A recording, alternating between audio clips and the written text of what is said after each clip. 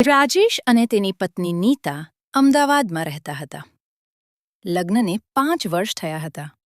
શરૂઆતમાં બધું સુંદર હતું. હાસ્ય, મજાક, સપના.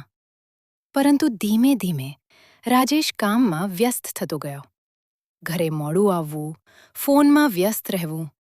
નીતા એકલી પડતી ગઈ.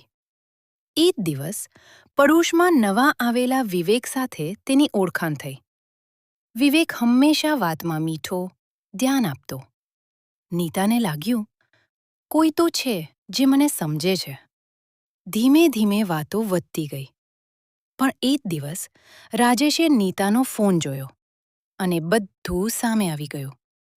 ઘરમાં શાંતિ છવાઈ ગઈ. રાજેશે ધીમેથી પૂછ્યું, મારી શું ભૂલ હતી નીતા? નીતાની આંખોમાંથી આંસુ વહેવા લાગ્યા. ભૂલ તમારી નહોતી, પણ હું એકલી પડી ગઈ હતી. તે દિવસ બંનેએ સમજ્યું, બેવફાઈ ક્યારેય એક ક્ષણમાં નથી થતી. તે એકલતા અને અવગણનાથી જન્મે છે. રાજેશે નીતાને એક તક આપી. બંનેએ કાઉન્સેલિંગ લીધું. ફરી વાતચીત શરૂ કરી.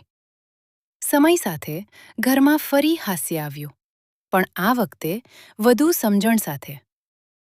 શીખ: વિશ્વાસ એકવાર તૂટે તો ફરી જોડાઈ શકે છે, પણ તેના નિશાન જીવનભર યાદ અપાવે છે કે પ્રેમમાં સમય અને ધ્યાન સૌથી મોટી ભેટ છે.